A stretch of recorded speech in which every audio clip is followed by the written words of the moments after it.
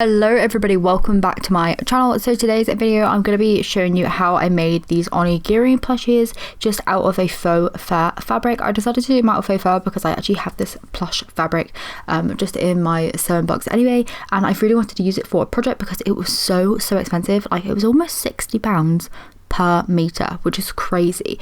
It's a really nice soft plush, and this is a little character that I'm going to be bringing to my Etsy shop on my next shop update, and I'm really excited to do so because I just love the little onigiri character anyway. And I've been doing him now on my channel for like almost 3 years, which is crazy because I've never made anything like this for my shop before. So I thought I would bring this little character to life, and first of all with the plush. So this is how the plush has turned out. Absolutely adorable. Like, this fabric is so soft. So I actually took the time to make these for today's video, as well as just making them up anyway, just for my shop. So these ones here are going to be packaged in a second after I finished filming this video. They just got this little bow on there, just love them, and then they'll be in my shop on my next shop update, which I'm hoping to be at the end of January.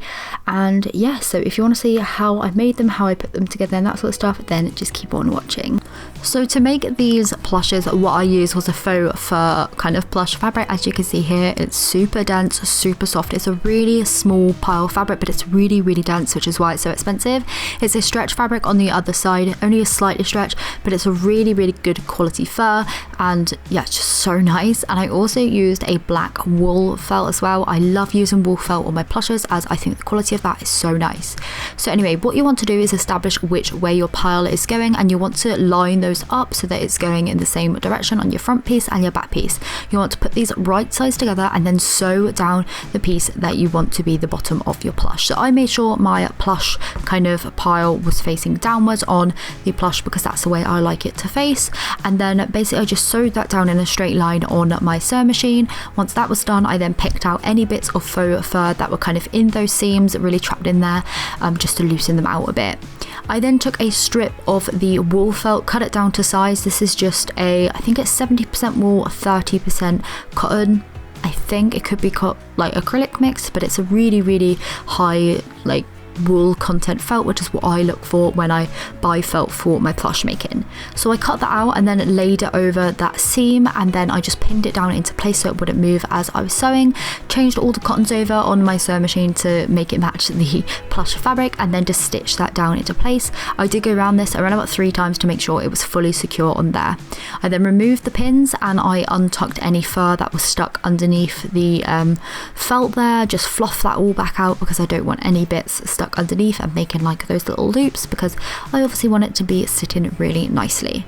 I then cut off any of the threads which were left from my sewing machine at this point. Just I like to do this as I go so that I keep it really nice and neat as possible. So I just cut those off on the black thread as well as any white thread pieces that I had. I then chose the size eyes that I wanted to use. I think these ones here are 10mm. They could be 9, maybe 8, somewhere between 8 and 10mm. I went for, I probably could have said that these are 9mm actually, round about in the middle. And to insert them, I just cut some holes into the back piece of like the backing fabric, and then I poked them through to the front and secured them down the washer. Once they were in place, I then just trimmed around the eyes. This is something I like to do on all of my plushes, just to make sure that I could see the eyes from any direction, because obviously this plush fabric is very soft, very plushy. The plush is obviously going to move around there, and you don't want it to look like it's got like angry eyes or anything, so I always trim around mine. I also trim around my eyes and around the piece, like say where the felt is, because I don't want that felt to be looking like kind of just not very neat, not very well cut or anything, because it is, and I just like to neaten it up. Sometimes I use pinker shears just to make sure that they're not kind of cutting in really funny directions and making really bad slits in the plush fabric. So anyway, what I then do is line up the felt part at the bottom, pin that into place so that is definitely lined up on the front and the back. And then what I like to do is I like to draw out what kind of shape I want to sew first of all, and then go ahead and sew it. So I also left about an inch gap as well for where I didn't want to sew, so that I was able to turn the shape right sides way round. I started at that opening, back stitching, and then sewed all the way around, just back stitching again once I got to that. I do like to draw my shapes onto my plushes as I go, so I don't go by a particular pattern at all. I just go by what's better for the plush and how big and that sort of stuff I can fit it on, because sometimes it has to be warped a little bit to fit the fabric, and that's why my plushes sometimes turn out a little bit differently. Not a lot. I tend to do most of my plushes just by eye, not by any patterns, everything like that. I just work better that way, just kind of doing each plush individually. And yeah, once I have that all sewn up, what I then like to do is remove any excess fabric. So I usually use pinking shears for this as well. This plush fabric is really thick. My pinking shears are very kind of hefty, like heavy duty, very like hefty scissors, and it wouldn't cut through it, so I just had to do one layer at a time.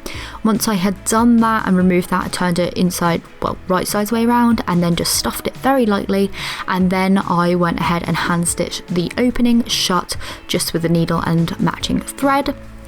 This took a little bit of a while because I didn't want the fabric to be all bundled up and just looking bad, so that took me a little while again. And then I just attached a keychain to the very top. I did attach a double split ring to the keychain down at the bottom so that I could hand sew that into place. I find that to be a very secure way of getting my keychains on there, especially when hand sewing them.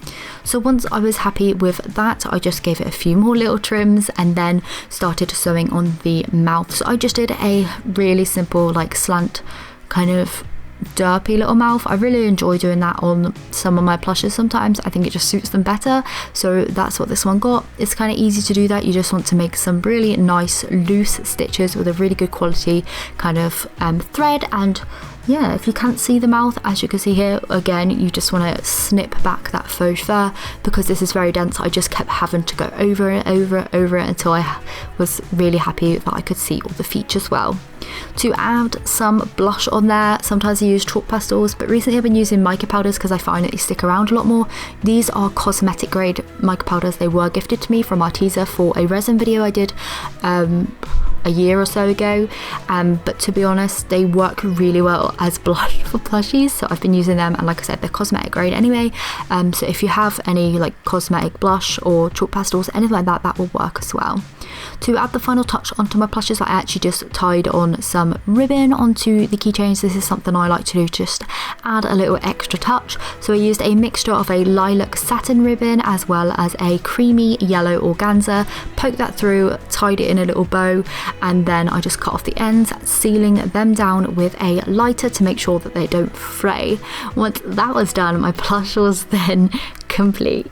So this is how the little plush have turned out now that they're complete. I did actually make 5 on this kind of round of making them because I just like to make them in kind of like quick succession of each other. Like when I'm doing one bit on the sewing machine, I'll just go ahead and do that bit on like the other ones. So the obviously seaweed part of it, whatever you want to call it, is made of wool felt, a really nice quality felt there, and it's obviously stitched on by machine. It is all stitched by machine apart from the bit where I stitched it up on one of the sides hand stitching. The mouth is hand stitched on there. I've obviously put the eyes in with toy safety eyes. I've got the little satin ribbon kind of bow there, but it also has like an organza one, so it's got like the mix of like the lilac color, the little like creamy yellow, and then the pastel pink for the blush on the cheeks, and I really enjoy all those colors together.